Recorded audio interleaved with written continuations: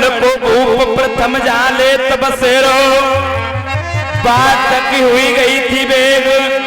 अरे रंग महल के बीच में जो रानी थी ये खुशे कि बैठी नार करें आपस में बाला भयो नाय काउ दुखिया के लाला पाप पछ पछले कर आई भोगत रही भाई के दाएं। अरे लाल पास होए लाल नहीं किस्मत में लिखवाई कि राजा की लग रही देख संचित में आस। अरे सकल सभा के बीच में तो शुरू होता है मंजा का वनवास। वफादार रानी और बेवफा राजा आराम से बैठे रहिए और ढोलक गाने का आनंद उठाइए आराम से, बहुत प्रेम से।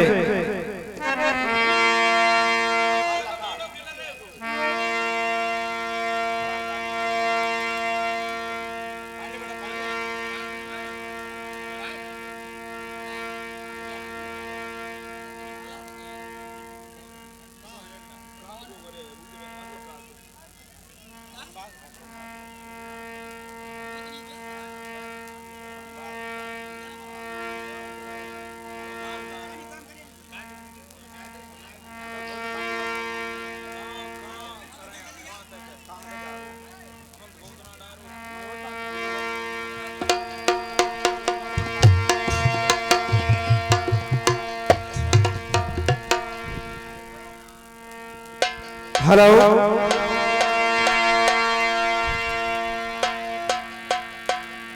इधर जब राजा प्रथम और रानी मंजा दोनों बनी में पहुंच जाते हैं। बहुत घोर तपस्या की, तपस्या के बाद जब निरंकाल देवी की आंख खुली तो कहा मैं तुम्हारी तपस्या से प्रसन्न हूं, तुम जो मांगोगी वो मैं तुम्हें दूंगी। तो इधर मंजा रानी ने एक संचित के लिए मांगने के लिए कहा, तो इधर उन दुर्गे मां ने कहा कि तुम्हारे संचित तो एक जन्म की कौन कहता है 7 जन्म तक नहीं है।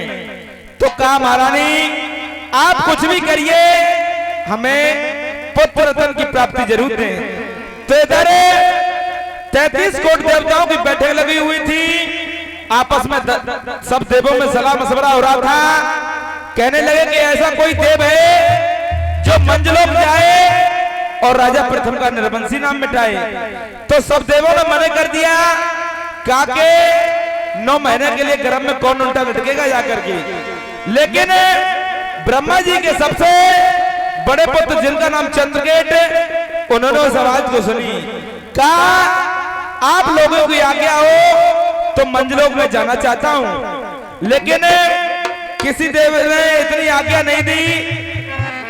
किसी ने कहा कि तुम 4 वर्ष के लिए जा सकते हो, किसी ने कहा 6 वर्ष के लिए, तो किसी ने कहा 10 वर्ष के लिए। लेकिन चंद्रकेत ने कहा ना 6 वर्ष के लिए जाएंगे, ना 8 के लिए, ना 10 के लिए। ये बात सुनी शंकर भगवान ने। शंकर भगवान भांग के नशा में चूर बैठे हुए थे कि कहा कि आप देवों में क्या जकलसबाजी हो रही है। कहा कि महाराज इन सब देवों की आज्ञा है कि मैं मंजलोक जाऊं और राजा प्रथम का निर्वंशी नाम मिटाऊं। तो इधर ब्रह्मा उन्हें शंकर भगवान ने कह दिया बैठिया भैया। मालिक साहब का कहना है कि हाथ जोड़ के भैया बैठिया।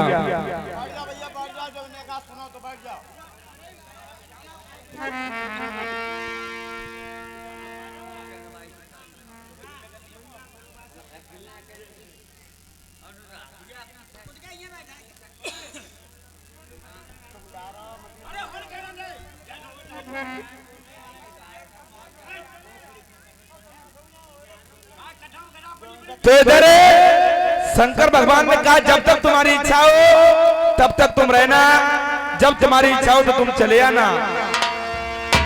तो इधर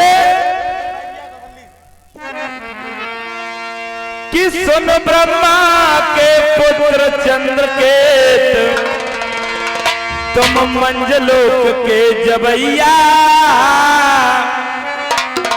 अरे